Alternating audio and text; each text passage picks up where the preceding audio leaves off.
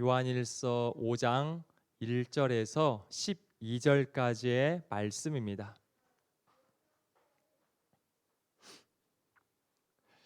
다 같이 한 절씩 교독하도록 하겠습니다. 저부터 읽도록 하겠습니다. 예수께서 그리스도이심을 믿는 자마다 하나님께로부터 난 자니 또한 낳으신 이를 사랑하는 자마다 그에게서 난 자를 사랑하느니라.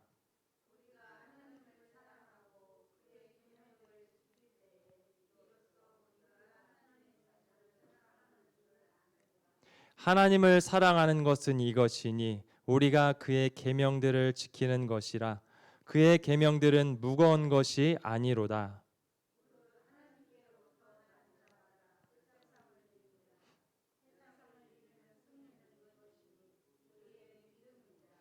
예수께서 하나님의 아들이심을 믿는 자가 아니면 세상을 이기는 자가 누구냐?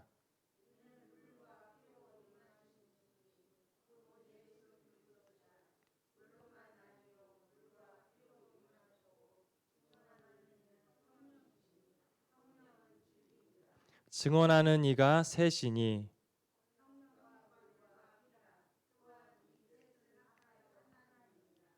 만일 우리가 사람들의 증언을 받을진대 하나님의 증거는 더욱 크도다. 하나님의 증거는 이것이니 그의 아들에 대하여 증언하신 것이니라.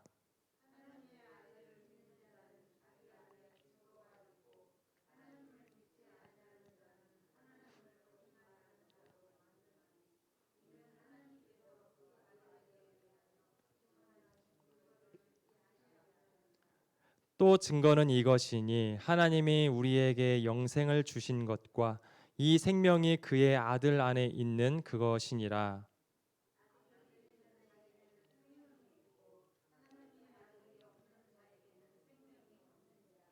아멘. 오늘 말씀으로 세상을 이기느니라 라는 제목으로 말씀을 전하도록 하겠습니다. 국어 사전에요. 그 경쟁이라는 단어를 쳐보면 이렇게 나옵니다. 경쟁이라는 의미가 같은 목적에 대하여 이기거나 앞서려고 서로 겨룸이라고 하고 있습니다. 사람들은 서로 이기기 위해서 그리고 남들보다 앞서 나가기 위해서 참 모두가 치열한 경쟁 속에서 살아가고 있는 것 같아요. 치열한 경쟁 속에서 내가 남들을 밟고 올라서지 않으면 다른 사람들이 우리를 밟고 올라서기 때문에 밟히지 않기 위해서 그리고 살기 위해서 모든 분야에서 사람들은 경쟁을 하면서 살아갑니다.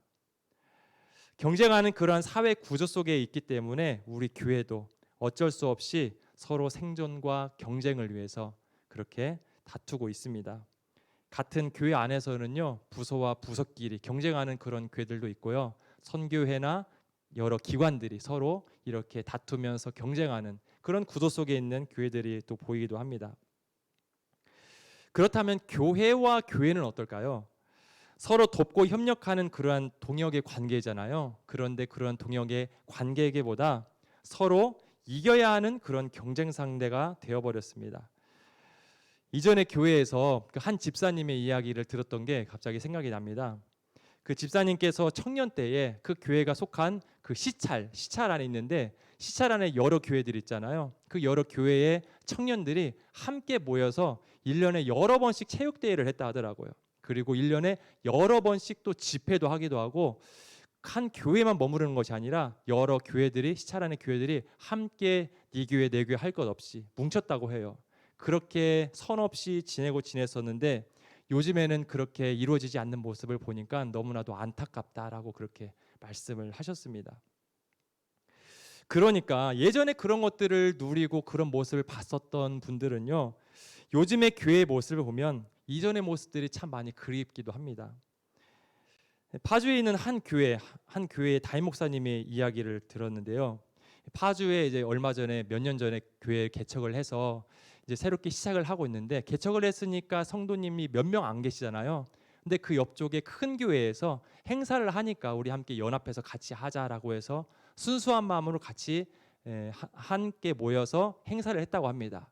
이제 행사를 마치고 나서 이제 또 다시 교회에 와서 이제 사역을 하는데 개척교회니까 몇 명 안 되잖아요. 근데 몇 명 안 되는 분들 중에 그 몇 명이 또 안 보이는 거예요. 갑자기요. 왜 안 오시지? 무슨 일이 생긴 거지?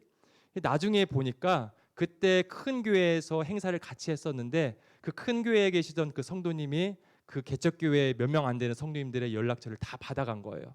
다 받아가서 행사가 끝난 다음에 연락을 해서 우리 교회 크니까 우리 교회 와라라고 해서 그 교회를 옮겼다라고 합니다.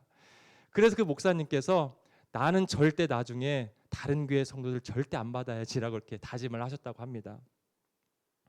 너무 안타까운 그런 이야기죠. 서로 그렇게 경쟁 상대가 되어버렸어요.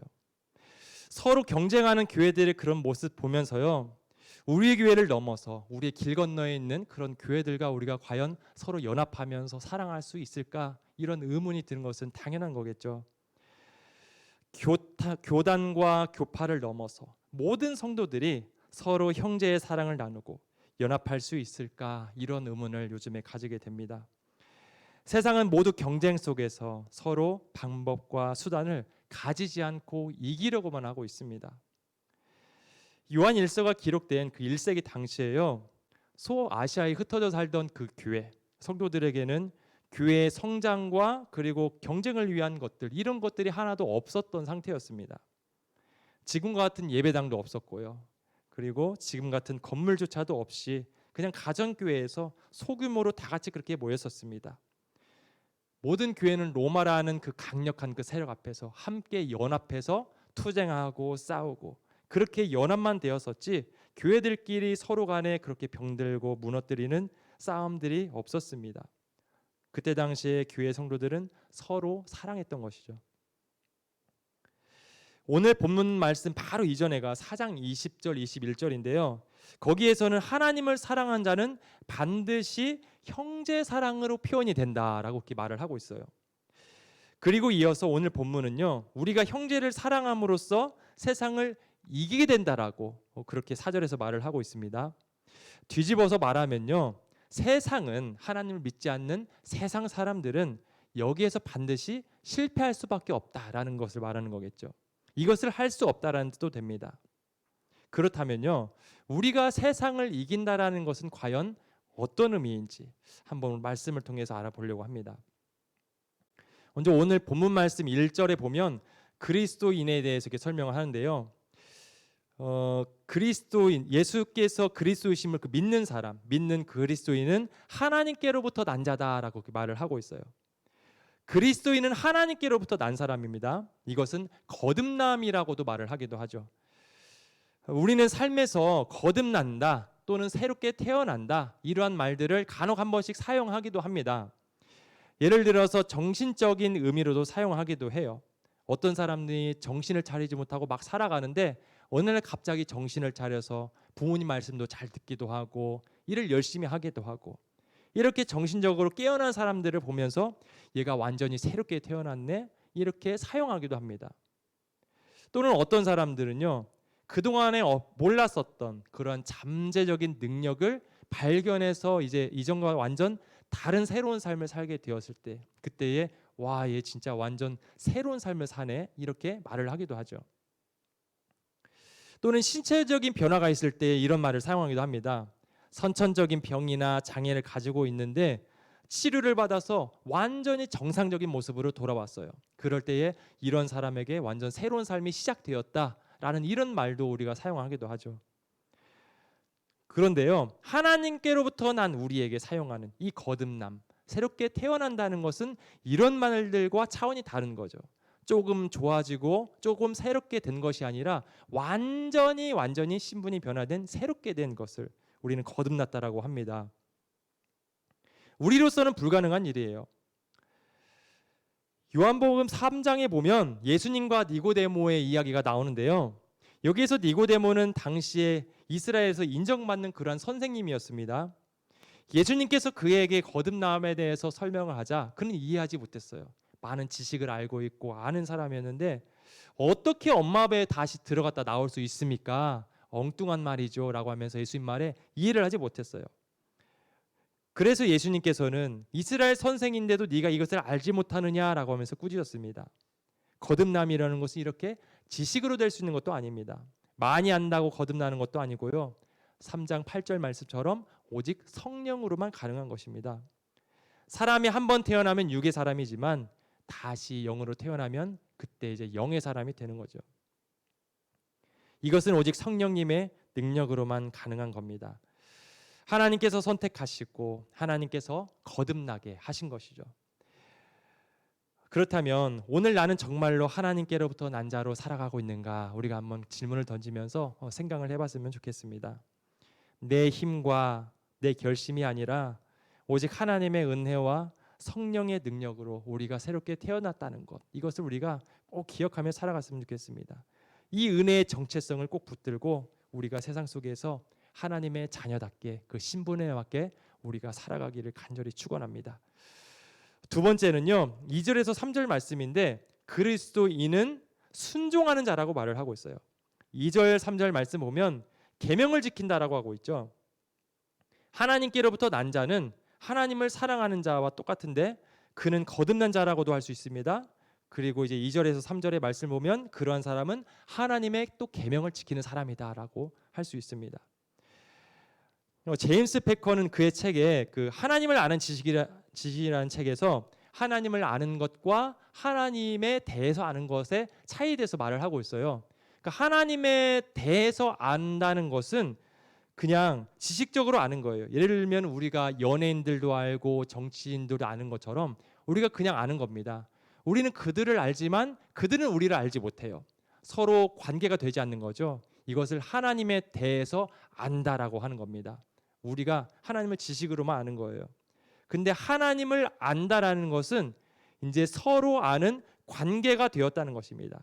인격적으로 서로 안다는 겁니다. 그러한 관계가 되었을 때 하나님께서 바로 나의 사랑하는 아버지가 되고 우리는 하나님의 자녀가 되는 놀라운 일이 벌어져요. 이렇게 하나님과 생명의 관계가 이제 시작되게 되는 것입니다. 이 생명의 관계에 들어온 그리스도인은요, 자신을 이처럼 사랑하사 독생자를 보내주신 하나님 아버지를 사랑하게 되고요. 그리고 죽기까지 사랑하신 예수님을 또 사랑하게 됩니다.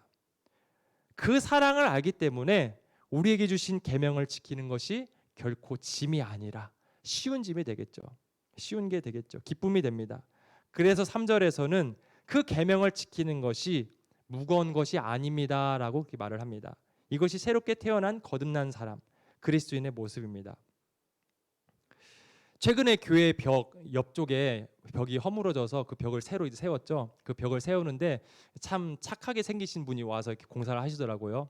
그래서 이렇게 한번 지켜봤는데 그 벽을 시멘트를 이렇게 바르고 세우면서 있는데 옆에 그 빌라에 사시는 한 아저씨가 나와서 계속 구경을 하시더라고요. 그러다가 그 시멘트 남으면 우리 빌라 여기 계단도 1층에 좀 까졌는데 여기도 좀 고쳐달라고 하시더라고요. 근데 그 일하시는 분이 상당히 좋은 분이었어요. 그래가지고 벽도 세우고 그 계단까지 이렇게 발라주었습니다. 근데 공사가 마친 다음에 그 공사하시는 분이 저에게 이제 이거 내일까지 말라야 하는데 사람들이 건드리면 안 되니까 종이로 이렇게 써 붙이라고 하더라고요. 네, 알겠습니다 하고 이제 뽑으러 가려고 하는데 그 지켜보던 그 빌라에서 나오신 그 아저씨가 우리 계단도 고쳤으니까 우리도 이렇게 붙일 수 있게 하나 글씨 이렇게 써줘서 뽑아주세요라고 부탁을 하는 거예요. 별거 아니잖아요. 타이핑으로 금방 하고 뽑는 김에 뽑으면 되는 건데 그게 그렇게 내키지 않더라고요. 그렇게 좀 하기 싫고 그런데 내색은 하지 못하지만 그래도 예 알겠습니다 하면서 이렇게 뽑아서 드려서 서로 이렇게 붙여놨습니다. 근데 제가 교회에 있다 보면 성도님들의 요청들이 좀 있어요. 뭐 이렇게 종이 좀 뽑아달라고 악보 뽑아달라는 분도 계시고 코팅해서 어디 붙여달라고 하시는 분도 계시고 뭐 표를 만들어서 달라는 분도 계시고 그 빌라에서 요청하신 그분보다 훨씬 시간이 많이 들고 어려운 것들을 저에게 부탁하십니다. 그런데요, 그런 것들을 부탁하실 때 그 힘들다라는 생각을 그렇게 하지 않았습니다. 오히려 좀 기뻤어요. 왜냐하면 내가 이분들에게 이렇게 도움이 될 수 있다라는 것이 또 어딘가라며 생각하면서 전혀 그런 게 부담이나 짐이 되지 않고 오히려 기뻤습니다. 오히려 힘든 것은 그 빌라에 사시는 그분께서 그 종이 한 장 뽑아달라는데 별것도 아닌데 그게 더 내키지 않고 힘들었어요. 참 어떻게 그런 일이 있을까? 왜 그런 일이 있을까요? 바로 관계의 차이죠. 내가 모르는 사람이 시키면 그 종이 한 장 뽑아달라는 것도 하기 싫은 거예요. 근데 관계가 있는 우리 성도님들이 무언가를 부탁하면 무엇을 시켜도 기쁨으로 할 수 있는 거죠. 왜냐하면 좋은 사랑의 관계 속에 있으니까요. 저도 성도님들을 사랑하고 성도님들도 저를 사랑한 줄로 믿습니다. 이런 관계 속에 있으니까 그 서로 해야 하는 것, 그런 것들이 의무와 짐이 아니라 기쁨으로 감당할 수 있는 거죠. 하나님과의 관계가 그런 거예요. 하나님의 계명을 순종한다는 것이, 하나님을 모르는 사람들은 이것도 해야 되네, 저것도 해야 되네, 정말 어려운 짐이 되겠지만, 하나님을 아는 우리들, 하나님을 사랑하는 우리들은 그것들이 전혀 어렵지 않습니다. 짐이 아니에요. 힘들지 않아요. 왜냐하면 사랑하기 때문에 당연히 하는 기쁨으로 감당할 수 있는 것들이 되는 거죠. 우리의 순종은요, 단순한 의무가 아니라 이러한 사랑의 관계 속에서 나오는 기쁨이라는 것을 우리가 기억해야 합니다. 하나님을 사랑하는 마음, 그리고 한 가족된 그런 형제 속에서, 형제 안에서 우리는 계명을 기쁘게 그리고 기꺼이 실천할 수 있는 사람들인 것입니다. 혹시나 우리가 요즘에 하나님 앞에서 순종하는 것이 힘들고, 그리고 우리의 성도들 간의 관계에서 서로 도와주는 것이 힘들고, 이러한 부분들이 있다면, 이렇게 느껴진다면 다시 한번 우리가 관계를 점검하면서 생각해 봐야 합니다. 내가 과연 하나님을 아버지로서 요즘에도 느끼고 있는가? 옆에 있는 형제자매를 과연 나의 가족처럼 생각하고 있는가?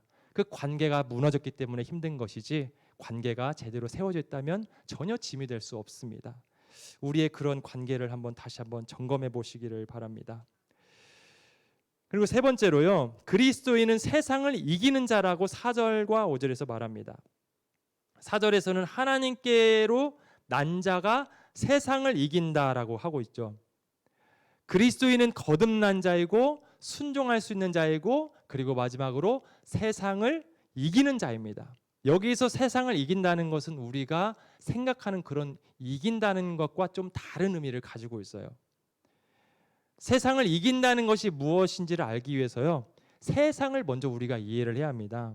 여기서 말하는 세상은 이제 하나님의 지배가 아니라 악한 자들의 그런 지배 속에서 이루어지는 그런 세상을 말하는 겁니다. 악한 자 마귀는요, 거짓말쟁이고 범죄하는 자들이고, 그리고 죽이고 멸망시키는 자들입니다. 이러한 자들이 지배하고 있는 세상이기 때문에 사랑과 정의와 선으로 다스려지는 것이 아니라 오히려 반대로 힘으로 다스려지겠죠. 당시 로마만 보더라도 알 수 있습니다. 평소에 그 원형 경기장 안에서 검투사들이 많은 싸움을 했는데요, 한 사람이 쓰러져서 죽기 전까지, 그때까지 싸웁니다. 그래서 한 사람은 죽어서 끝나는 것이고, 한 사람은 다른 사람을 죽이면서 승리하고 이기는 겁니다. 그것을 환호하는 분위기였어요. 세상이 그런 분위기였습니다. 힘이 있으면 사는 것이고, 남들을 죽이면 이기는 것이고, 남들을 밟고 올라서면 이기는 것이고, 이게 바로 그때 당시의 사회의 분위기였습니다. 힘 있는 자가 이기는 거예요. 이것이 세상의 방식이고, 세상에서 이긴다는 것은 이런 힘으로 이긴다는 거였습니다. 이러한 세상에서 성도가 이긴다는 것은 과연 무엇을 의미할까요? 바로 사랑이에요. 사랑. 1세기 교회는 사랑으로 이기는 모습을 세상 가운데서 보여주었습니다. 당시에 노예와 주인이 하나가 될 수 없는 그런 신분이었죠. 그런데 교회 안에만 들어오면 노예와 주인이 함께 한 형제가 되었습니다. 유대인과 헬라인은 하나가 될 수 없는 사람이었죠. 왜냐하면 유대인들은 헬라인들을 개처럼 여겼으니까요. 그런데 유대인과 헬라인도 교회 안에만 들어오면 서로 형제가 될 수 있었습니다.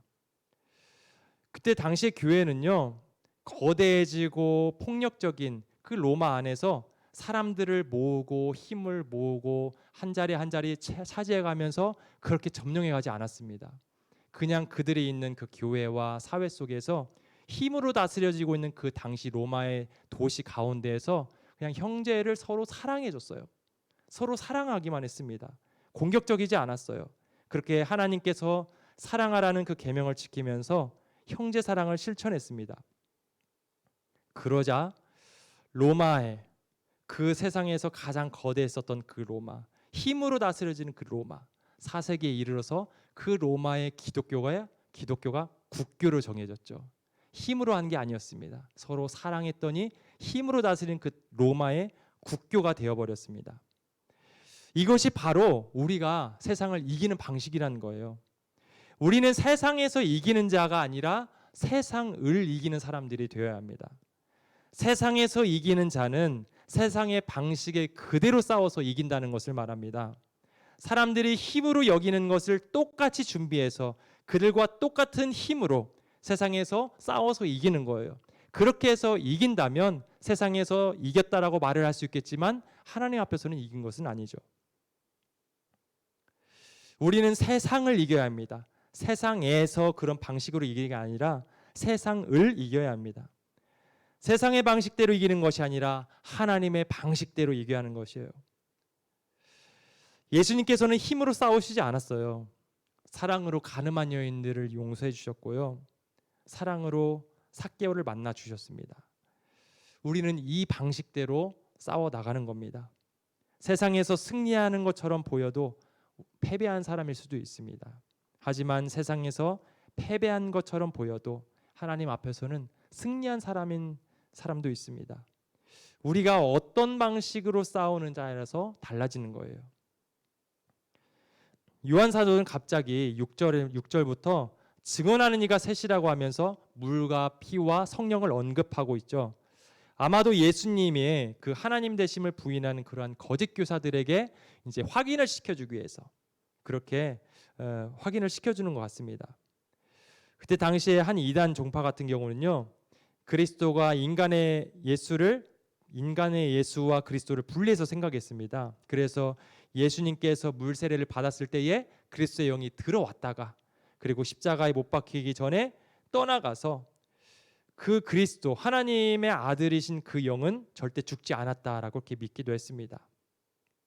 그런데 그것이 아니라 예수님께서는 인간의 몸을 입고 오셔서 직접 물 세례를 받으셨고 그리고 십자가에서 직접 피를 흘려 죽으셨고 성령께서 이것을 깨닫게 해주심으로 이 모든 것이 예수님은 하나님의 아들로서 이 모든 것을 행하였다라고 이렇게 그것들이 증거라고 지금 가르쳐주고 있는 겁니다.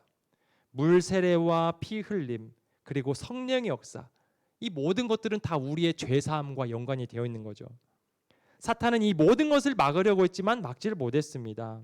하나님께서 그 아들을 세상에 육체로 보내심을 막지 못했고요. 탄생 후에 베들레헴에서 죽이려는 것도 막지 못했습니다. 죽이려고 했지만 죽이지 못했습니다. 광야에서 유혹을 했고 마지막 십자가에서까지 조롱하고 유혹했지만 끝내 모든 것 막지 못했습니다. 예수님은 결국 육체로 오셨고 또한 물세례도 받으셨고요. 시험을 이기셨고요. 십자가에서 죽으시고 부활하셨습니다. 예수님은 악한 마귀가 힘으로 다스리고 있는 그 세상에서 사랑으로 침투하셔서 모든 것을 이겨내셨어요. 세상의 방식이 아니라 하나님의 방식으로 이기신 것이죠. 이것이 바로 예수님께서 우리에게 보여주신 모습입니다. 예수님은 세상을 이기셨고 우리도 예수님처럼 이 방법으로 세상을 이기시기를 원하는 겁니다. 우리의 가정 안에서도 이러한 방식으로 이기는 것이 실천되었으면 좋겠습니다. 남편과 아내가 그리고 부모와 자녀들이 서로 간에 자기 주장만 하다가 마음이 불편해지는 그런 경우도 있잖아요. 자존심이 상한 일이 생길 때도 있습니다. 어느 한쪽이 물러서면 되는데 한쪽만 힘을 빼면 되는데 서로 내가 옳다 서로 힘은 힘으로 강한 것을 강한 것으로 서로 부딪히다 보니까 서로 문제가 해결되지 않고 더욱더 힘들어지는 거죠. 논리적으로 아무리 내가 맞다 할지라도 상대방에게 손을 먼저 내밀고 경청하고 이해하고 격려하는 말을 함으로써 이렇게 살아가는 것이 바로 사랑으로 이기는 것입니다. 모든 가정 안에 이렇게 사랑으로서 이기는 가정이 되기를 간절히 원합니다. 또한 직장과 사회에서도 서로 경쟁하다 보면 비교도 당하고 억울한 일을 당하기도 하죠. 그러다가 복수할 수 있는 유일한 좋은 기회가 올 수도 있습니다. 하지만 복수를 하는 것이 아니라 오히려 꼭 참고 그 사람을 칭찬해주고 배려의 말을 해주고 동료를 인정해주고 악을 악으로 갚는 것이 아니라 악을 선으로 갚으면서 이렇게 사랑으로서 이겨가는 그러한 우리의 사회생활이 되기를 원합니다. 마지막으로 손양원 목사님 이야기 하나 하고 마치려고 해요. 1948년에 손양원 목사님의 두 아들을 이 안재선이 예수님 믿는다는 이유로 총살로 이제 당했었죠. 두 아이들을 죽였습니다. 그 후에 범인이 안재선이요, 자신의 범행을 자백했습니다. 그랬더니 동네 사람들이 이제 분노하기 시작했어요. 이때 그 죽은 두 아들의 당사자였던 손양원 목사님은요, 예수님께서도 원수를 사랑하라고 하셨는데 내가 그들을 사랑해야지라고 하면서 그를 용서하고, 그리고 자기의 두 아들을 잃어버렸으니까 그 아들을 죽인 사람을 양아들로 삼았습니다. 그 안에서는 그 손양원 목사님의 사랑을 받고 깊은 사랑을, 감동을 받아서 손양원 목사님을 진정한 아버지로 죽을 때까지 모셨다고 합니다. 그래서 그 사건 이후로 사랑의 원자탄이라는 그 별명을 가지게 되었죠. 참 대단하다라고 생각을 하죠. 대단한 분이다. 그분이니까 그렇게 하실 수 있다라고 생각하는데요. 그렇지 않아요. 손양원 목사님의 딸 손동희 씨가 나중에 그런 고백을 하는 걸 들었습니다. 아버지가 너무나도 이해할 수 없었대요. 근데 어느 날 밖에서 흐느끼는 소리가 들렸는데 자세히 들어보니까 자기 아버지 손양원 목사님이 울고 있었던 겁니다. 아버지는 너무나도 쉽게 두 아들을 죽인 사람을 야간들로 삼았다라고 생각을 했었는데 그 아버지가 이를 악물고 그것을 순종했던 거예요. 순종할 수 있어서 하는 것이 아니라 순종해야 하기 때문에 순종했던 겁니다. 그래서 아무도 모르게 밤새 새벽 동안에 내 아들아 내 아들아 하면서 울었던 겁니다. 우리의 삶이 이럴 거예요. 우리가 거듭나고 하나님과 특별한 관계 속으로 들어가서 기쁨으로 우리는 순종할 수 있는 사람들이 되기는 했습니다. 그리고 예수님처럼 세상을 이제 사랑으로서 이길 수 있는, 하나님의 방식으로 이길 수 있는 그런 사람들이 되기도 했어요. 하지만 그렇다고 해서 그렇게 살아가는 것이 쉬운 것은 아닙니다. 힘으로 다스려지는 세상 가운데에서 사랑으로 이겨나가는 것, 그렇게 할 수 있는 존재이긴 하지만 연약한 우리이기 때문에 그렇게 살아가는 것이 참으로 힘들어요. 그러기에 우리 또한 이 손양원 목사님처럼 대단한 각오와 끊임없는 그런 순종의 노력이 필요합니다. 쉽지 않은 길이에요. 세상 속에서 세상의 방식이 아닌 하나님의 방식대로 이기면서 살아가는 것이 참으로 쉽지 않습니다. 하지만 우리 주님께서 그 길을 가셨고 우리 또한 그렇게 사랑으로 이기시기를 원하시기 때문에 우리 또한 힘들지만 순종함으로 그 길을 걸어갈 수 있는 저와 모든 성도님들 되시기를 주님의 이름으로 축원합니다.